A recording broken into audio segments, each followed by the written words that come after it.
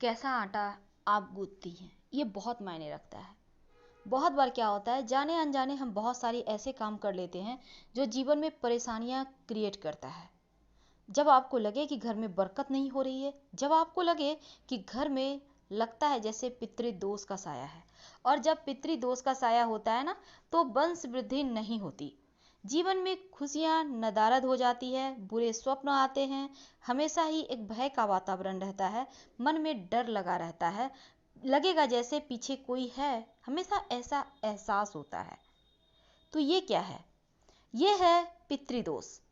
वैसे तो बहुत सारे लक्षण होते हैं, बिना मतलब के चोट चपेट लगना, आप गिर जाते हैं, बार बार चोट लग जाती है, एक्सीडेंट हो जाते हैं, या फिर घर में कलह क्लेश हो रहा है, खुशियां हैं ही नहीं जीवन में, ये पितृदोष ही होता है। अब आप चाहते हैं इन सभी चीज़ों से छुटकारा मिले, तब ये आटा भला, आज तो हमारा टॉपिक आटा का है, तो हम ये आपसे क्यों कह रहे हैं, आप सोच रहे होंगे। यहाँ पर आटा इसलिए कह रहे हैं क्योंकि आटा भी गूंथने का तरीका होता है जो बहुत सारे लोगों को नहीं पता। चलिए आज हम आपको दो बातें बताएंगे। सबसे पहली बात, जब आप आटा गूंथती हैं तो गूंथने के बाद उसका जो आप डो बनाती है ना, तो वो डो जो है वो गोल नहीं होना चाहिए, पूर्णतया गोल नहीं। आपने देखा होगा सामने स्क्रीन पर क्रॉस का चिन्ह है, यानी वैसा नहीं होना है, बल्कि ये जो टीक है, यानी उस पे उंगलियों का छाप दें, आप मुट्ठी का वहां पे छाप दे दें, यानी कि आपको दाग देना है, हाथ रख देना है, अब ये हमारे लिए खाना बनेगा। और ये जो गोल बना देते हैं ना, ये पिंड माना जाता है, जो राक्षस भूत प्रेत लोगों का खाना होता है।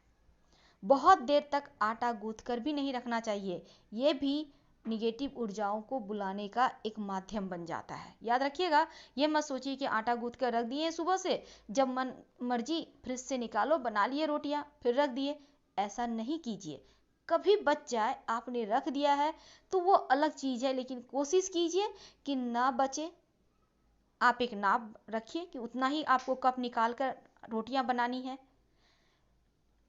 हम समय बचने के ख्याल से ऐसा कर लेते हैं, और ये गलती मत दोहराइएगा।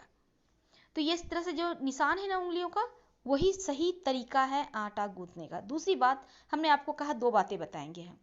दूसरी बात, जब भी आटा गूंथिए उसमें 1 चम्मच दूध जरूर डालिए। याद रखिएगा, दूध, किचन में दूध तो हर किसी के घर में होता है, तो 1 चम्मच कम से कम। आप चाहिए तो दूध से भी गूंथ सकती हैं, कोई दिक्कत नहीं है, लेकिन अगर 1 चम्मच कम से कम दूध डाल के आटा गूंथेंगी तो लक्ष्मी बहुत प्रसन्न होती हैं। क्योंकि जब ये रोटी तवे पे या आग पे सिकेगा ना, तो उससे जो खुशबू आएगी दूध जलने की, वो जीवन में नकारात्मक चीजों को हटाता है, दुर्भाग्य दूर करता है, जीवन में खुशियां आती है, लक्ष्मी आने का द्वार खुलता है। अब आप सोचिएगा दूध जलाना तो अच्छा नहीं, हम जला नहीं रहे, इसका एक अलग महत्व है। और ये जब आप बहुत अंदर जाएंगे शास्त्रों में, तब इन चीजों का ज्ञान मिलता है। फिलहाल हम आपसे विदा लेंगे, पसंद आए तो लाइक कर सब्सक्राइब करें। हर हर महादेव, धन्यवाद।